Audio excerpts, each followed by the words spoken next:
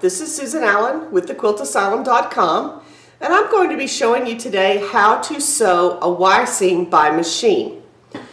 What I have here today is an 8-pointed star, which is formerly known as a Lemoyne star.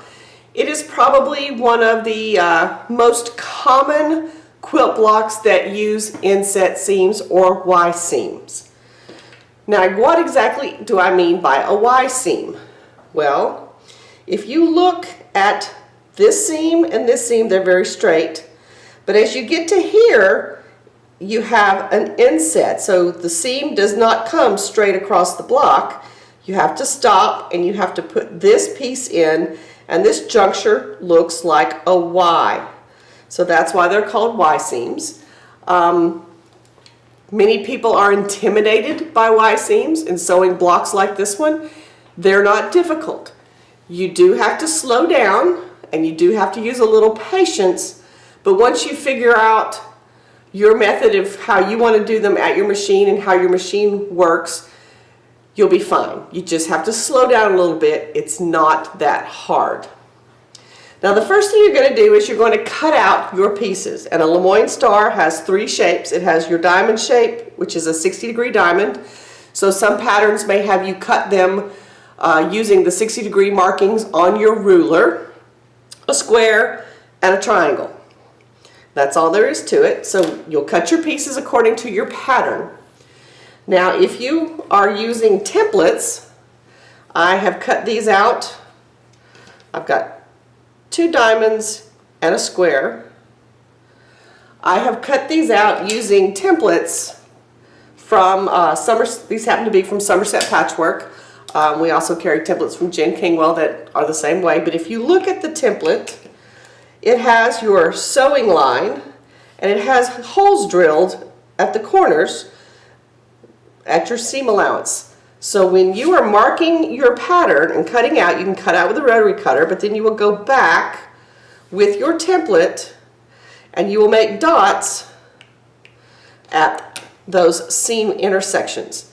I'm going to try to zoom in a little bit so you can see how I have marked some of these. I used a red Sharpie so that it would show up on this video, but I would advise not using a red Sharpie. Use a pencil, use something that is not going to bleed through to the front of your fabric. So the secret to sewing a Y-seam is stopping at these intersections. So I'm going to zoom out a little bit.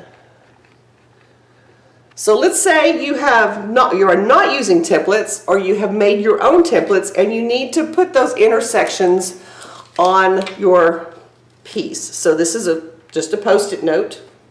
We'll pretend it's a square that I cut out with a rotary cutter. Zoom in a little bit, move it up so you can see it. So if you have rotary cut your pieces, you do need to mark your intersections. So you can take your ruler, any ruler that has a 1/4 inch marking on it, and you can lay it on your piece and make light markings. I'm going to make them darker, but on fabric you would make them just really light markings. And then come around.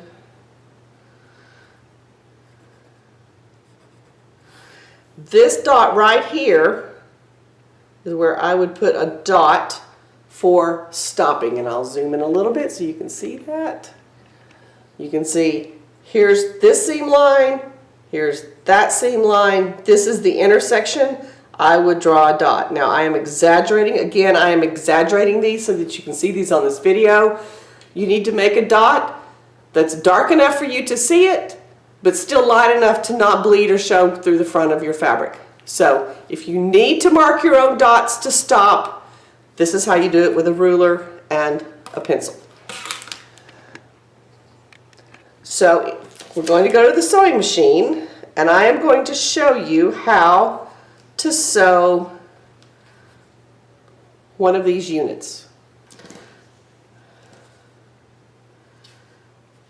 We're going to sew this seam first, then we're going to sew this seam and this seam, creating and completing our Y-seam. So let's go to the sewing machine. Now we're going to begin by sewing our diamond shapes together. I'm going to put them face to face, I'm going to take a pin and I'm going to go in the first dot and make sure I've come through the second dot on the back side, so make sure everything's lined up. I'm going to put that pin in now. This is the center of the block and we're sewing out. So I can start sewing at the edge here because there's no insets at the center. But I'm going to stop sewing at this dot, take a couple of back stitches. Now I have loaded my sewing machine with dark thread on top so you can see my threads and my seams when I'm done. Of course, you would use a neutral or blending thread. So I'm going to sew using my 1/4 inch. I'm going to be careful, and depending on your machine and what your visibility is with your foot, you might want to walk it to that point. So now I am in the dot. I'm going to hit my back stitch and a second back stitch. Raise my needle, pull my thread out. First I'll take my pin out, clip my thread,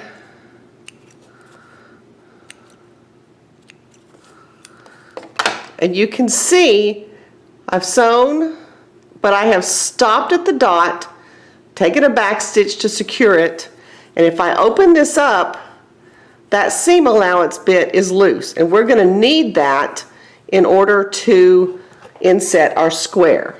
Now on your back stitch, let's talk about your back stitch a little bit. Test your machine before you start to do this. Different machines backstitch differently. I have a 20-year-old, 25-year-old Pfaff, and I can do the backstitch and regulate it with my foot pedal to take exactly 1 stitch at a time. I have an Elna that when you backstitch, it's going to take 2 stitches whether you like it or not. This machine has a button, and as you push the button, you might have seen I pushed the button, it did a stitch, I pushed the button, it did a second stitch. So many machines behave differently. So you might want to test your backstitch, because if we're sewing this way, starting at the dot and coming in, which I'm going to show you in a minute, you'll start here, you'll stitch in, you'll backstitch back to the dot, and then keep going forward. You want to make sure you don't overstep your bounds and backstitch past your dot.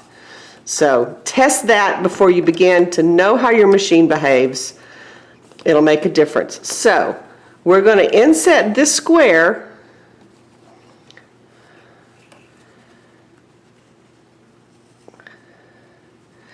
And let's start with this side first. It doesn't really matter, but we'll start with this side. So I'm going to pin this edge.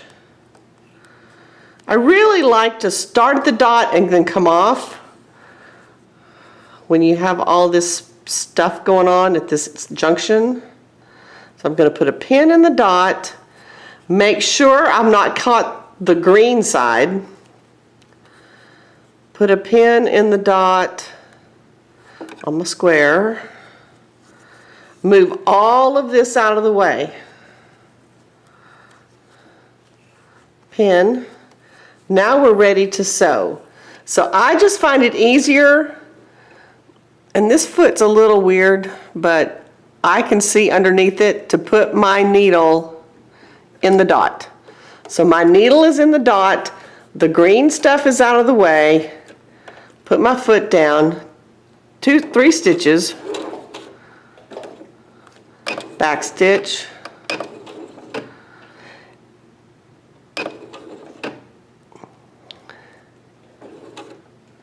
now we're going forward again, and I can sew completely off the pieces because this is the outside edge and there's no more insets. So clip my threads.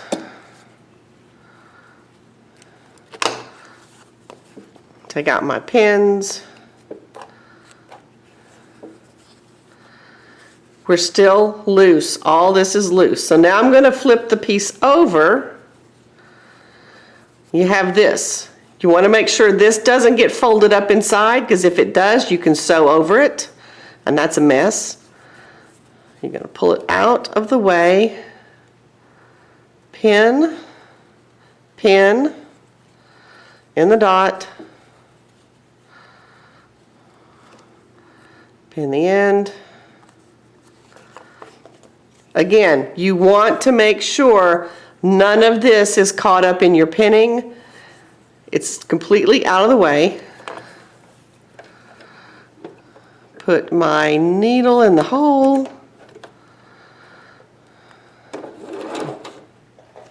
Do one more, back stitch, back stitch, back stitch, move forward.